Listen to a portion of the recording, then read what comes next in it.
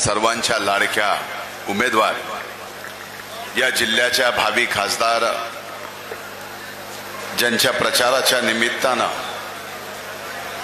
बीड विधानसभा मतदारसंघातील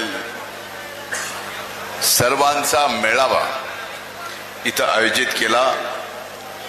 उमेदवार म्हणून आणि आपले प्रखर विचार आणि बीड जिल्ह्याचा विकास यावर आत्ताच पंकजाताईंनी आपले या ठिकाणी विचार मांडले।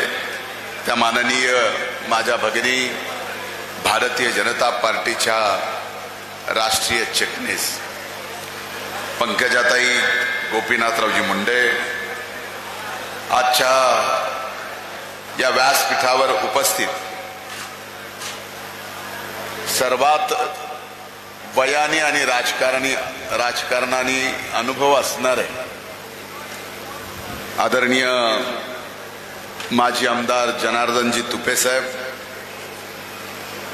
व्यासपीठावर उपस्थित डॉक्टर योगेशजी क्षीरसागर, डॉक्टर सारिकाताई क्षीरसागर, कल्याणरावजी आखाडे, राष्ट्रवादी काँग्रेस पक्षाच्या जिल्ह्याच्या अध्यक्षा प्रज्ञाताई खोसरे, प्रियाताई डोफडे, काकासाहेब जोगदंड, बाप्पासाहेब घुगे, सुधीर काकडे, किशोरजी काळे, बाळासाहेब गुंजाळ, प्रेम चांदणे, रणजित बनसोडे, ॲडव्होकेट राऊत अण्णा, रमेशजी चव्हाण, अशोकजी इंगळे, शंकरप्पा चव्हाण, सुभाष सपकाळ, व्यासपीठावर महायुतीचे सर्व सन्माननीय माझे सहकारी या जिल्ह्यातील आणि या मतदारसंघातील नेते आणि आजच्या या मेळाव्याला अभूतपूर्व गर्दी केलेल्या माझ्या माये भगिनी, वडीलधारी मंडळी, मोठ्या उत्साहात असणाऱ्या माझ्या तरुण भावांनो आणि इथं उपस्थित पत्रकार मित्रांनो, खरं तर आज 3 मे आणि एखाद्या व्यक्तीचा कुठला तरी प्रभाव आपल्यावर असावा आणि एखाद्या व्यक्तीला आपल्या कुठल्या तरी कामातून ते आपल्यात नसताना सुद्धा जिवंत ठेवावं अशा स्वर्गीय प्रमोदजी महाजन यांचा स्मृती दिन आहे। आणि मी कायम माझ्या जीवनामध्ये माझ्या बोलण्यातून, माझ्या बोलण्यातून, माझ्या भाषणातून एका व्यक्तीला म्हणून नाही अनेक व्यक्तीला जिवंत ठेवतो। त्यातले स्वर्गीय एक प्रमोदजी महाजन, आज त्यांची आठवण काढली की या निवडणुकीच्या तोंडावर त्यांच्या 4 ओळी मला आठवतात। क्या हार में क्या जीत में किंचित नहीं भयभीत मैं, क्या हार में क्या जीत में किंचित नहीं मैं भीत, किंचित नहीं मैं भयभीत मैं, विजय पथ पे जो भी मिला ये भी सही वो भी सही। म्हणून आपल्या सर्वांच्या वतीनं प्रमोदजी महाजन साहेबांच्या स्मृतीस वंदन करतो।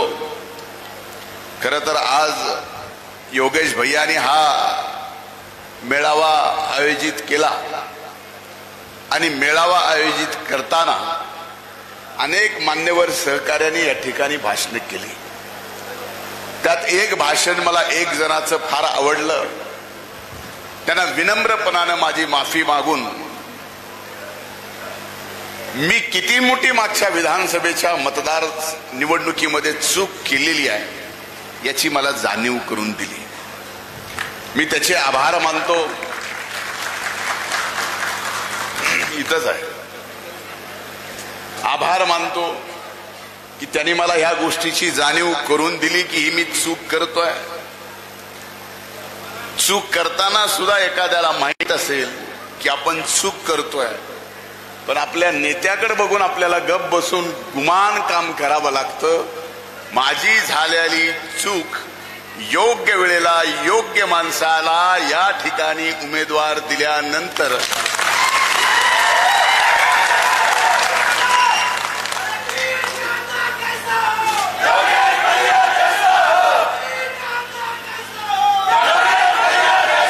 मला आनंद वाटला असता की या मेळाव्यामध्ये बीड का आमदार कैसा हो याच्यापेक्षा बीड का खासदार कैसा हो ही जर घोषणा दिली असती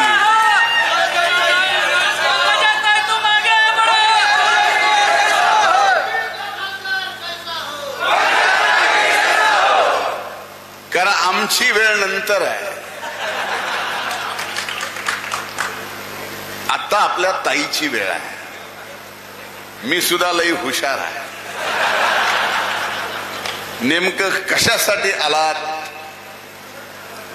मी समोर बसलेल्या प्रत्येक श्रोत्याच्या डोळ्यात डोळे घालून हृदयात माझी वाणी पोचावी आणि ती कायम राहावी याच्यासाठी प्रामाणिकपणानं वक्तृत्व करणारा एक कार्यकर्ता. त्यामुळं आपल्याला विधानसभा आणखीन लांब आहे, पण आता ही लोकसभेची निवडणूक आहे आणि या लोकसभेच्या निवडणुकीत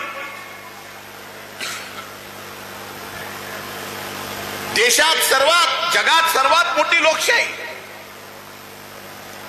आणि जगातल्या सर्वात मोठ्या लोकशाही असणाऱ्या देशात आज लोकसभेच्या निवडणुकीच्या निमित्तानं लोक उत्सव चालू असताना या देशाचं नेतृत्व नेमकं कुणाकडे द्यावं, या देश कुणाच्या हातात दिल्यानंतर त्याची पद प्रतिष्ठा साबूत राहील, हा देशातला प्रत्येक नागरिक प्रत्येक जाती धर्मातला सुरक्षित राहील याचा विचार करणारी, हा विचार करून मतदान देऊन आपल्या भागामधला खासदार देशाच्या नेतृत्वाच्या पाठीमागे उभा करण्याची ही निवडणूक आहे. आता मला काही प्रश्न आपल्याला विचारायचे. एकीकडे मोदी साहेब 10 वर्षापासून या देशाचे प्रधानमंत्री आहेत. हे 10 वर्षाचा काळ तुमच्या सगळ्यांच्या समोर आहे. या 10 वर्षाच्या काळामध्ये मोदी साहेबांनी अनेक गोष्टी केल्या, असंख्य गोष्टी केल्या. अनेक जणांपर्यंत, अनेकांच्या अकाउंट पर्यंत मोदी साहेबांनी डायरेक्ट केंद्राचा पैसा गरीबातल्या गरीब माणसापर्यंत पोहोचवला. पण माझ्या दृष्टीनं मागच्या 70 वर्षात या देशाला जागतिक पातळीवर कधीच एवढी प्रतिष्ठा मिळाली नव्हती. तेवढी प्रतिष्ठा जर या 10 वर्षात कुणी दिली असेल तर ती नरेंद्रभाई मोदींनी दिली, ही विसरता येणार नाही. ही प्रतिष्ठा कशामुळे, ही काय प्रतिष्ठा आहे, काय मी सांगतोय? अरे या देशाच्या प्रती जगामधल्या कुठल्याही सरकारमधल्या मंत्र्यांनी अवमानजनक एक शब्द जर या देशाच्या विरोधात बोलले तर त्या देशाच्या प्रधानमंत्र्याला त्या मंत्र्याचा राजीनामा घ्यावा लागतो. ही ताकद जगात आपल्या भारताची मोदी साहेबांनी केली आहे, हे विसरून जमणार नाही. आज अनेक पद्धतीनं ही निवडणूक विकासाच्या मुद्द्यावर जाण्याच्या ऐवजी जात पात धर्म या विषयावर जाते, स्थानिक पातळीवर जातीवर जाते. देश पातळीवर विचार केला तर धर्मावर जाते. मला आजच्या या कार्यक्रमाच्या निमित्तानं एका मोठ्या शायरनी एक 4-5 ओळी लिहिल्यात. माझे असंख्य इथं मेरे कौम के सभी जिम्मेदार यहां पे बैठे हुए हैं. इथं सर्व जाती धर्मातले लोक आजच्या कार्यक्रमाला आलेत. आपल्या सगळ्याला सांगायचं आहे, ये पेड़ ये पत्ते ये शाखे भी परेशान हो जाए अगर परिंदे भी हिंदू और मुसलमान हो जाए. सूखे मेवे भी ये देखकर हैरान हो गए, सूखे मेवे भी ये देख के हैरान हो गए। ना जाने कब नारियल हिंदू और खजूर मुसलमान हो गया। ना मस्जिद को जानते हैं, ना शिवालय को जानते हैं, ना मस्जिद को जानते हैं, ना शिवालय को जानते हैं। जो भूखे पेट होते हैं वो सिर्फ निवालों को जानते हैं। मेरा यही अंदाज भैया, मेरा यही अंदाज सबको खलता है कि मेरा चिराग हवा के खिलाफ क्यों जलता है। मैं अमन पसंद हूं, मेरे शहर में दंगे रहने दो, लाल और हरे में मत बांटो, मेरे छत पे तिरंगा रहने दो, मेरी छत पे तिरंगा रहने दो। पहिला मुद्दा मी आपल्याला सांगितला। दुसरा मुद्दा मी आपल्याला सांगतो की या देशात 80 कोटी लोकांना मोदी साहेबांनी, केंद्र सरकारने मोफत राशन द्यायचा निर्णय केला। मोफत राशन देताना आपल्यापैकी कुणीही मला सांगावं आणि उठून म्हणावं की मोदी एका जातीचे, एका पातीचे, एका धर्माचं राजकारण करतायत। तर जर 80 कोटी या देशातल्या 140 पैकी 80 कोटी जनतेला मोफत राशन जर केंद्र सरकार, मोदी साहेब देत असतील, तर त्या देताना त्या राशनामध्ये कोण कुठल्या जातीचा आहे, कोण कुठल्या धर्माचा आहे हे निवडून दिलं गेलं का? आज आमच्या माय माऊल्या इथं बसल्यात, सर्व जाती धर्मातल्यात। मला आपल्याला विचारायचं आहे, उज्ज्वला योजनेतून आपल्या घरात गॅसचं कनेक्शन आलं, करोडो लोकांना या देशात गॅसचं कनेक्शन, चुली पलीकडे दुसरं काही माहित नव्हतं। आमच्या माय माऊलीला चुलीच्या धुरातून गॅसचं कनेक्शन दिलं। हे गॅसचं कनेक्शन देत असताना मोदी साहेबांनी कोण कुठल्या जातीचे, कोण कुठल्या धर्माचं याचा विचार केला? जनधन योजना असेल, आयुष्यमान योजना असेल, प्रधानमंत्री आवास योजना असेल, ही प्रत्येक योजना, या प्रत्येकाचा लाभ या देशातल्या प्रत्येक जाती धर्मातल्या लोकांनी घेतलाय। म्हणून ही निवडणूक जात पात धर्माच्या पलीकडली निवडणूक आहे। ही निवडणूक आहे देशाच्या विकासाची, ही निवडणूक आहे देशाच्या हिताची, ही निवडणूक आहे देशाच्या स्वाभिमानाची, अस्मितेची। 10 वर्षात काय घडलं? आपणही म्हणतो की काय बदल घडला। आपल्यालाही वाटतंय की 10 वर्षात या बीड जिल्ह्यात काय घडलं? अरे या बीड जिल्ह्यामध्ये 10 वर्षात जेवढ्या मोठ्या प्रमाणात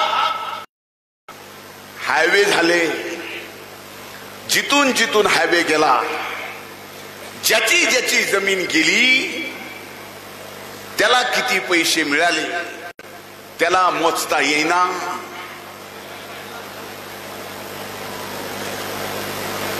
की एवढ्या जमिनीचे पैसे एवढे मिळतात,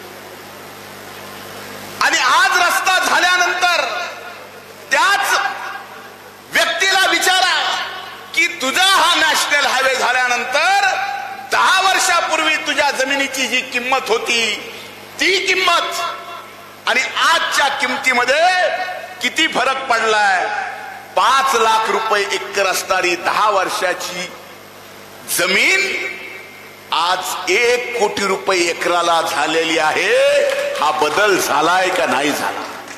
हा हायवे करताना तो हायवे फक्त फलाण्या जातीच्याच लोकांना याच्यात फायदा मिळावा, धर्माला मिळावा असे हायवे केले का? अरे काही काही वेळेला माझ्यासारखा अमेरिकेला आणखी न गेलेला माणूस टीव्हीवर, चॅनलवर, पिक्चरवर बघितलेलं लास वेगास इकडे आपण मांजर सुब्याला जाताना आजूबाजूचे हॉटेल बघितले की अमेरिकेतला लॉस वेगासचा फील यावा, ते बघितल्याला असा आनंद या ठिकाणी वाटतो। म्हणजे बीड जिल्ह्याचा विकास झाला नाही। आज बीड जिल्ह्यातला नाही, देशातल्या सर्व शेतकरी खातेदार शेतकरी आहेत, ज्या खातेदार शेतकऱ्याच्या खात्यावर 18 हप्ते मोदी साहेबांनी आतापर्यंत 21 लाख कोटी रुपये प्रत्येक वर्षाला 6000 प्रमाणे आपल्या महाराष्ट्रात 1 कोटी शेतकऱ्यांना मिळतात, ते 6,000 मी कृषी मंत्री झाल्यानंतर एकनाथ शिंदे साहेब, फडणवीस साहेब आणि अजितदादांच्या नेतृत्वाखाली मोदी साहेब जर 6,000 रुपये देऊ शकतात शेतकऱ्यांना, तर मी शेतकऱ्याचं पोरग म्हणून कृषी मंत्री झाल्यावर राज्य सरकारने सुद्धा 6,000 रुपये द्यायचा निर्णय केला. 12,000 रुपये वर्षाला शेतकऱ्याच्या खात्यात जात आहेत. मला सांगा, या दोन्ही सरकारनी 1 कोटी शेतकऱ्याच्या खात्यात पैसे जात असताना त्याच्या 7-12वर जात तर कधी नसते, पण त्याच्या 7-12वरची जात बघितली, धर्म बघितला. पण आता मात्र या निवडणुकीत जात पात धर्म याचा विचार केला जातो. अरे आज मी आपल्याला सांगतोय, आपण दुष्काळाला सामोरं जातोय. हे वर्ष दुष्काळात गेलं. माझ्या तर नशिबीने 5वीला संघर्ष पुचलेला आहे. मी मंत्री होईल माहित नव्हतं. 19ला काय घडलं काय नाही हे सगळं तुम्हाला माहिती आहे. मी मंत्री झालो, 2.5 वर्ष मंत्री होतो, सामाजिक न्याय मंत्र्याचा. मंत्री झाल्या झाल्या कोविड आला. पण कोविडच्या काळात सुद्धा प्रामाणिकपणानं कुणाला गॅस ऑक्सिजन कमी होणे, कुणाची तब्येत कमी होणे, कुणाला कमी जास्त होणे, एवढंच नाही तर बीड जिल्ह्यात ज्याला लागल त्याला रेमडेसिवीर इंजेक्शन सुद्धा मोफत देण्याचं काम त्या काळात आम्ही करण्याचा प्रयत्न केला. अभिमान वाटतो एक गोष्ट सांगायला की ज्या वेळेस कुणी कुणाच्या घरात सख्या भावाला येऊ देत नव्हतं. अरे माणुसकी कशी मिली. कोविडनं पहिल्या लाटेत माणसं किती मारली याच्यापेक्षा माणुसकी कशी मारली उदाहरण देतो. मुंबईत सख्खा भाऊ आहे, गावाकडे लॉकडाऊन लागलंय, भावाला गावाकडे यायचंय, सख्खा भाऊ गावाकडला मुंबई सांग तू यायचं नाही इकडे, तू तुपलं तिकडे बघ. ही माणुसकी मेल्याचं उदाहरण आपण विसरलात. त्या लॉकडाऊनच्या काळात एप्रिलच्या महिन्यात 86,000 आपल्या जिल्ह्यातलं ऊस तोडायला गेल्यालं आपला लेबर 86,000 आपण आपल्या जिल्ह्यात आणलं. त्यांचं हेल्थ चेकअप केलं, वस्तीवर पोहोचवलं आणि प्रत्येकाला 3 महिन्याचं राशन सुद्धा देण्याचं काम या ठिकाणी प्रामाणिकपणाने केलं. आज मी कृषी मंत्री आहे. मी कृषी मंत्री व्हायला आणि माझ्या आणि तुमच्या नशिबी दुष्काळ यायला, म्हणजे माझ्या नशिबी संघर्ष 5वीला पुजलेला आहे. आज आपलं सोयाबीन गेलं, कापूस गेला, सोयाबीनला भाव नाही, कापसाची अडचण आहे.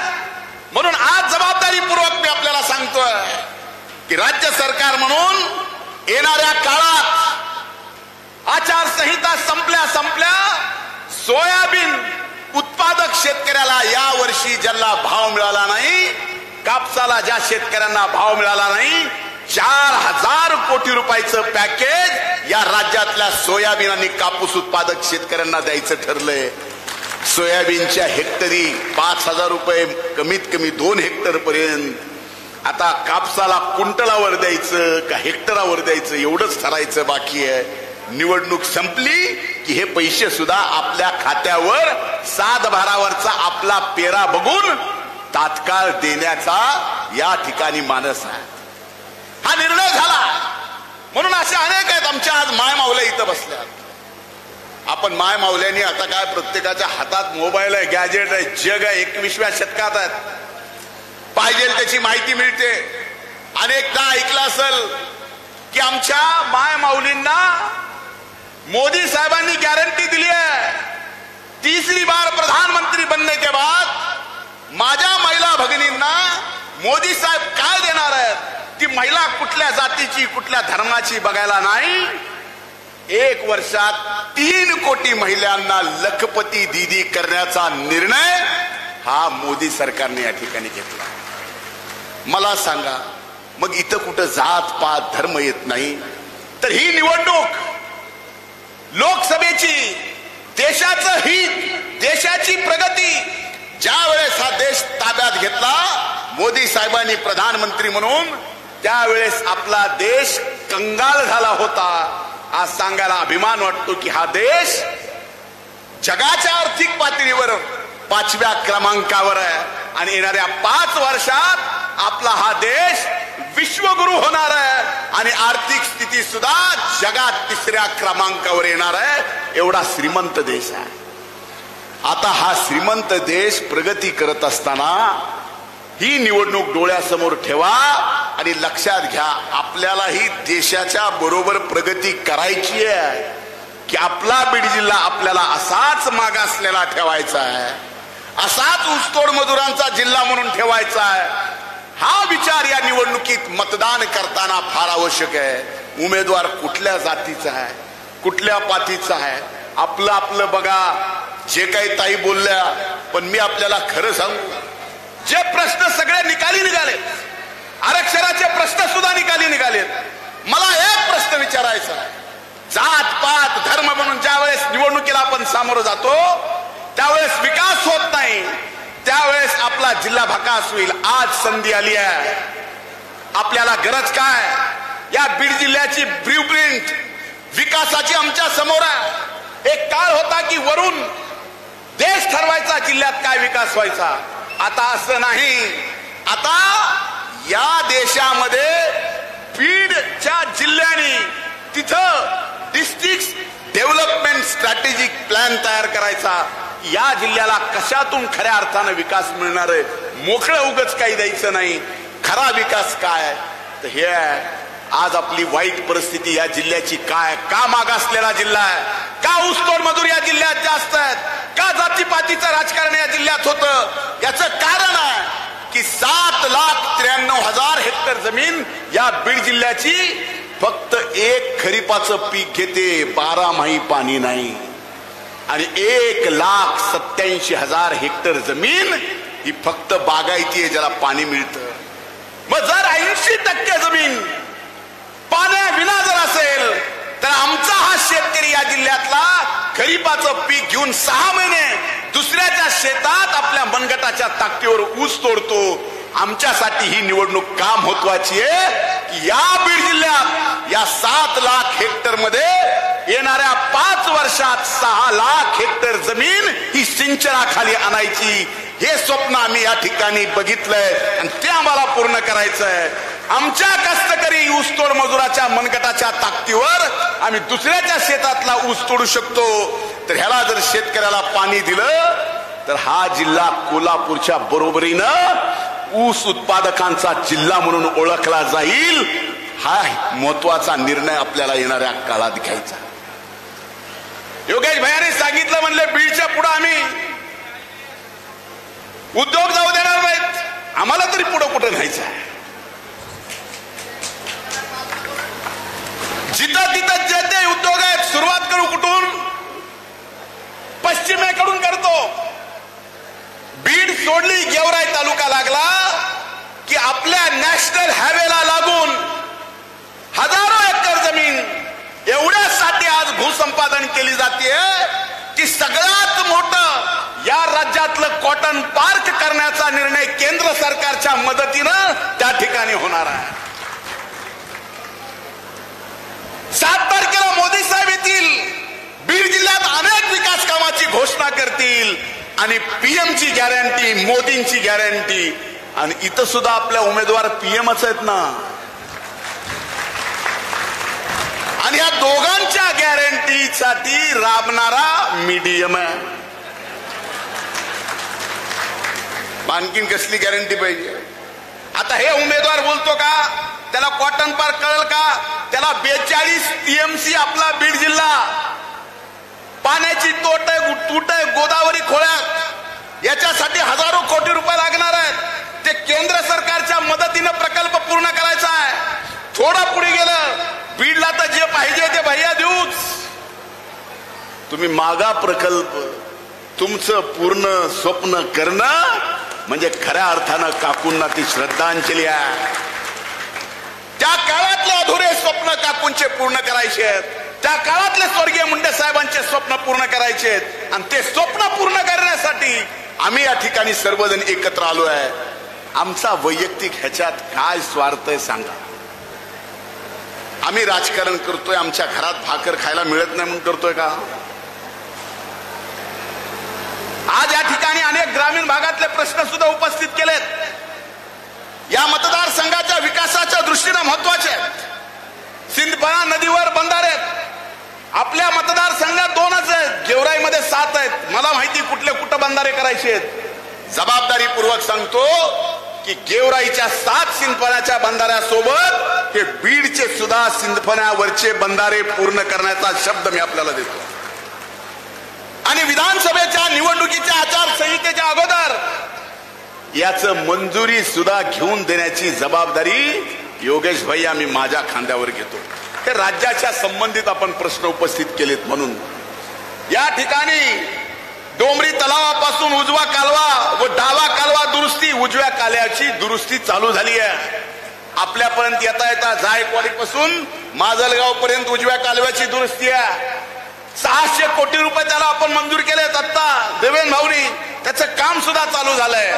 डाव्या कालव्याचं राहिलंय. डाव्या कालव्याचं सुद्धा पूर्ण दुरुस्ती करण्याचा निर्णय विधानसभेच्या अगोदर हे महायुतीचं सरकार घेईल हा शब्द या निमित्तानं मी आपल्याला देतो. आज सोन्ना खोटा प्रकल्पातून मैंदा मार्गे कालवा प्रस्तावित होता. त्याचे काम होणे अपेक्षित आहे. हे मी बघतो नेमकं कुठं आहे. इमामपूर ते नेतपूरकडे जाणारा रस्ता मध्येच वनीकरण विभागाची परवानगी नसल्यामुळं काम अर्धवट राहिलंय. मी आपल्याला सांगतो हे वनीकरण जर केंद्रीय वन विभागाचा असलं तरीही 6 महिन्याच्या आत वन विभागाची परवानगी घेऊन हा अर्धवट रस्ता सुद्धा पूर्ण करून देण्याचा शब्द मी या निमित्तानं आपल्याला देतो. कपिलधारवाडी तलावाची प्रशासकीय मान्यता झाली होती. तुम्ही म्हणलात कशात थांबली बघतो. कुणी थांबविली असतील तर त्याला कसं थांबवायचं हे बी मला माहिती आहे. बीड तालुक्यातील सर्व धार्मिक तीर्थक्षेत्र आणि पर्यटन स्थळाचा विकास याचा शब्द मी याच्या अगोदरही दिलाय. पण आपल्या सगळ्यांच्या समोर देतो की आपल्या बीड जिल्ह्याचे सर्व धार्मिक स्थळ, पर्यटन, सर्व धर्माचे स्थळांचा विकास तीर्थक्षेत्राला ब दर्जा देऊन जेवढे पैसे लागतील, जेवढा तुम्ही त्या विकासासाठी प्लॅन कराल तेवढे पैसे राज्य सरकार विधानसभेच्या अगोदर मंजूर करील हा शब्द मी या निमित्तानं देतो. आता सुद्धा दिलेच ना आपण अनेक तीर्थक्षेत्राला दिले. आपण सांगितलं की अंतरवन, पिपरी, खांडेपारगाव, नागापूर, उमरी या भागातील टुकूर प्रकल्पाला विरोध झाला होता. हे आज नाही, तुपे साहेबांना माहित असेल. 2002 पासून टुकूरचा साठवण तलाव मंजूर आहे. पण तिथं विरोध होतोय, होऊ देत नाहीत. लोकांच्या जमिनी जात आहेत, तेही चुकीचं आहे. म्हणून आज आपल्याला शब्द देतोय टुकूरचं हे साठवण तलाव आपण बंधाऱ्यात रूपांतरित केलाय. आता कुणाची 1 गुंठा सुद्धा जमीन जाणार नाही. त्या टुकूरच्या तेवढ्याच किमतीच्या प्रकल्पात 4 निम्न बंधारे या ठिकाणी त्या आपल्या नदीवर होणार आहेत आणि त्याची प्रशासकीय मान्यता झालेली आहे. 1 महिन्याच्या आत आचारसंहिता संपल्यावर वर्क ऑर्डर होऊन याचे काम चालू होतील हा शब्द मी या निमित्तानं आपल्याला देतो. उखंडा तलावावरून मोठी पाईपलाईन असेल, बीड तालुक्यातील विषय असेल, बीड शहरातील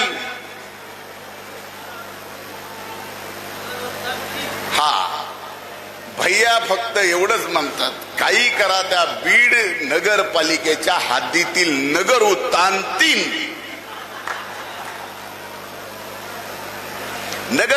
3 आणि आपण सांगितलेले सगळी कामं विधानसभेच्या आचारसंहितेच्या अगोदर आणि ही आचारसंहिता संपल्यावर लवकरात लवकर मंजूर करून देण्याचा शब्द आजच्या या मेळाव्याच्या निमित्तानं देतो. हे झालं माझ्याकडून. तुमचं कसं आहे? तुमचं कसं आहे? गर्दी लय मोठी आहे. मेळावा बघा, अर्धे इकडे अर्धे तिकडे. माझी पंचायत अशी झाली, तुम्ही भुकेलेत, मी पण भुकायलोय, म्हणजे भुकलेला आहे. उपाशी आहे. माझी अवस्था अशी की तुम्ही कानाने ऐकताय, पण एवढा चांगला नाकाला वास जेवणाचा येत असताना मला बोलावं लागतं. म्हणजे माझी अवस्था अशी झाली की पिपाणी वाजवणाऱ्याच्या समोर चिंच खाली, आणि ती खाताना पिपाणी वाजवणाऱ्याला जेवढा त्रास होत असेल तेवढाच त्रास या ठिकाणी हे सगळं पाहून मला भाषण करताना होतोय. पण एक वस्तुस्थिती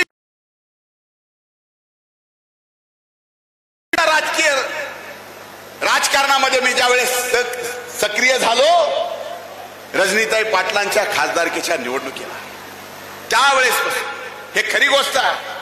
बीड जिल्ह्याने कधी जात पात धर्म पाहिला नाही. 1997 पासूनचा इतिहास मी या अगोदरच्या अनेक सभेत आपल्या समोर वाचून दाखवलाय.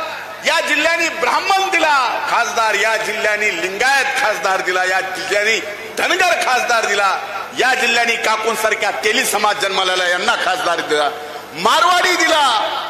अरे एवढंच नाही तर साताऱ्याहून आलेले क्रांतिसिंह नाना पाटील मराठा समाजाचे, त्यांनाही दिलं, जयसिंग काकाला दिलं, मुंडे साहेबांना दिलं. असे अनेक उदाहरणं तुम्हाला देता येतील. हा बीड जिल्हा कधीच जात पात धर्म बघत नाही, कर्तृत्ववान कोण आहे आणि बीड जिल्ह्याचा विकास कुणाच्या हातून होणार आहे त्याच्या पाठीमाग ह्या बीड जिल्ह्यातली जात पात धर्म उभा राहतो, बाकी कोणी बघत नाही. आता राहिला विषय खरंच आरक्षणाचा. काही लोकांचे नावं घेतले इथं की म्हणले दांडेनी इथं घेतलं ना, दांडेनी भाषण केलं, उत्कृष्ट भाषण केलं, उत्कृष्ट. पण ते भाषण करताना एक नाव घेतलं. आता ज्यांना हा समाज मतदान करायचं म्हणतो ना, जातीपातीवर सगळा नाही, ठराविक काही 8-10-5% लोक, ती जी महाविकास आघाडी आहे ना, त्यांचा तो प्रवक्ता आहे. हा, त्यांचा तो प्रवक्ता आहे. याचा अर्थ त्याचा अण्णा मुंडे असणं, तुमचं तांडे असणं, तुपेंचं तुपे असणं, क्षीरसागरांचं क्षीरसागर असणं, आखाड्यांचं आखाडे असणं, हे तुमच्या माझ्या हातात आहे का हो? कोणी कुणाच्या जन्मी कुणाच्या पोटी जन्माला यावं, कुठल्या धर्मात कुठल्या जातीत यावं, मायच्या एकाने उठून सांगावं की एकाला तुम्हाला कोणाला माहिती, कसं आहे का आपल्या हातात आहे का? अशी काही आपल्याकडं प्रथा परंपरा आहे का? कुठल्या धर्मामध्ये अशी काही सोय आहे का की या जन्मी मी ज्या जातीत आलोय आणि पुढच्या जन्मी सुद्धा ज्याचा विश्वास असेल त्याला, अशी काही नियोजन आहे का की देवाला निवेदन द्यायचं? जसं माझ्याकडे आता काही निवेदन आले पालकमंत्री म्हणून, हे देवा विषय मनाप्रमाणे मला धर्म जात आणि फलाण्या माणसाच्या पोटी जन्माला येऊ दे मोदय, आणि विषय खाली लिहायचा आणि देवाला पाठवून द्यायचं. तसा जन्म आपल्याला मिळतो का? मग इथं मात्र अशा पद्धतीने चाललंय, एवढ्या जातीपातीचा द्वेष. अरे एवढंच नाही तर काही कारण नसताना काही जणांचे गावात फक्त आपलीच आडवान आपलीच जिरवा हे कार्यक्रम चाललाय, ते समजून घ्या. आज अनेक जण 20-25 वर्ष आपलं गाव सांभाळतायत, गावामध्ये पुढारपण करतायत, हाडाची काढ करून त्यांनी जन्म तयार केलेला आहे. आज ती माणसं सुद्धा म्हणतात की गाव सगळं बरे पण जरा बिघडल्यावणीच करायले. यावेळेस काय झालंय की आमचंही ऐकना, आता तुमचंही ऐकना, तर तुमचं नेतृत्व राहिलंय का?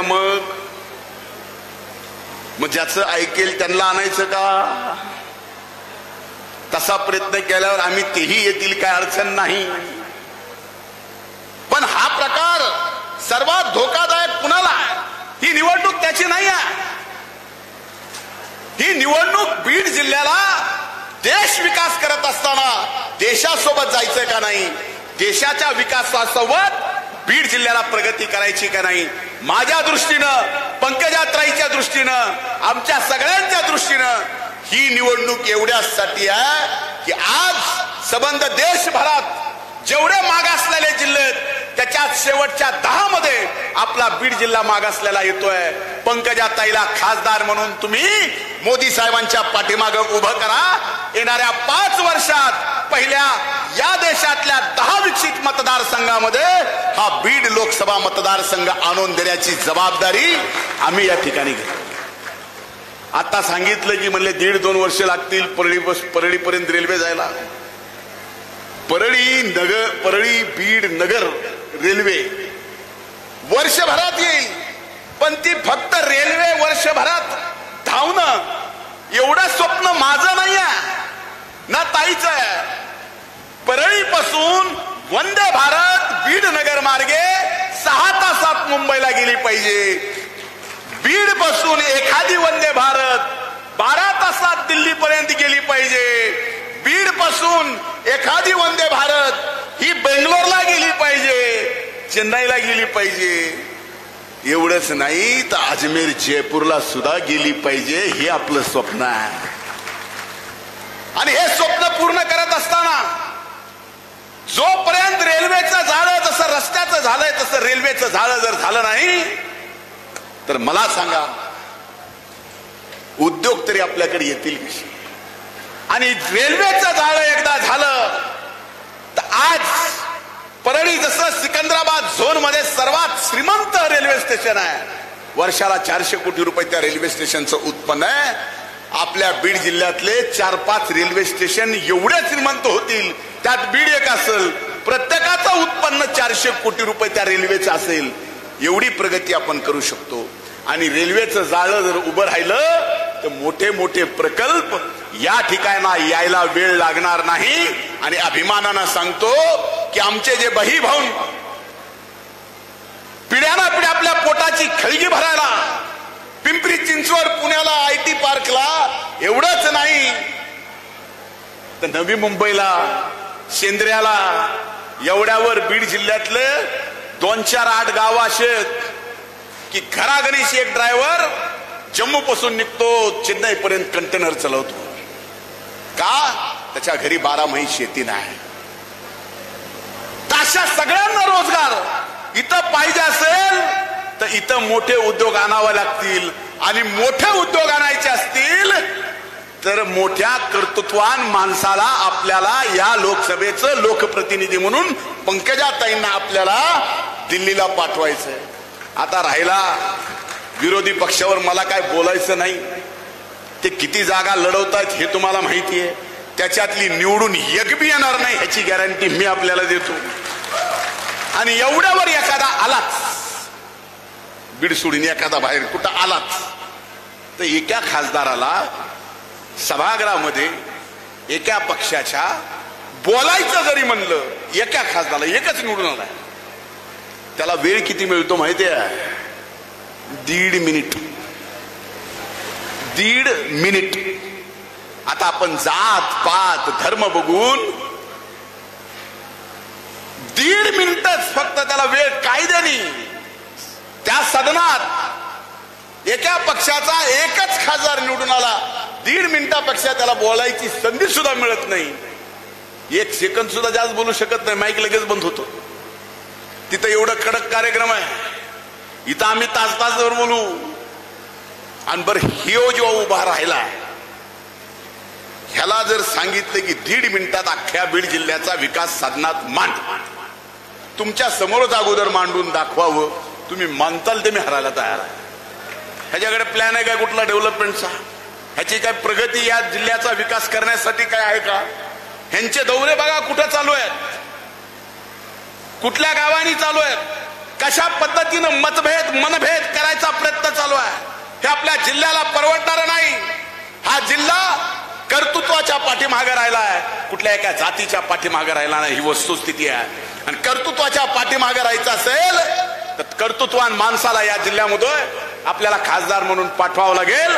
बीड जिल्ह्याच्या सर्व जाती धर्माचा विकास करण्यासाठी, बीड जिल्ह्याचा कायम मागासलेपण दूर करण्यासाठी आणि बीड जिल्ह्यावर ऊसतोड मजुरांचा जिल्हा म्हणून जी ठप्पा पडलाय तो कायमस्वरूपी मिटवण्यासाठी पंकजाताईला आपण एवढे जसे आलेत त्याच्यापेक्षा एकेकानं जर इथं आलेल्यानी 200 मतं घ्यायचं ठरविलं तर तुमच्या बीड विधानसभा मतदारसंघातून विधानसभेचा निकाल लागायच्या अगोदरच लोकसभेसोबत तुमचा सुद्धा निकाल लागेल भैया। लेकिन ये करना पड़ता और इधर भी करना पड़ता और जिनो बातें करे ना वो बातों पे अमल भी करना पड़ता। म्हणून आपल्याला सांगतोय काही निवडणुका फक्त लढायच्या असतात, जिंकायच्या अगोदर असतात। तुमच्यासाठी सगळ्यात मोठं आव्हान काय की लोकसभेची निवडणूक जिंकली, आपल्या मतदारसंघातून ऐतिहासिक मताधिक्य दिलं की फक्त विधानसभा लढवायच्या फॉर्मॅलिटी तुम्ही करा, आपोआपच तुम्ही याच निवडणुकीत जिंकलेला आहे। झालेल्या चुका दुरुस्त होणार आहेत आणि ते मीच करणार आहे, ही खरी गोष्ट आहे। झाल्या चुका होत्या, माणूस जन्म आहे। म्हणून म्हणलं की त्यावेळेस राष्ट्रवादी काँग्रेस पक्ष महायुती म्हणून जो बीड मध्ये उमेदवार दिला जाईल तो अतिशय योग्य दिला जाईल याचं वचन मी आपल्याला देतो। पण पंकजाताईला आपल्या विधानसभा मतदारसंघातून ऐतिहासिक मताधिक्य द्या ही कळकळीची विनंती करतो। इथंच थांबतो। खूप खूप धन्यवाद। जय हिंद, जय महाराष्ट्र, जय राष्ट्रवादी।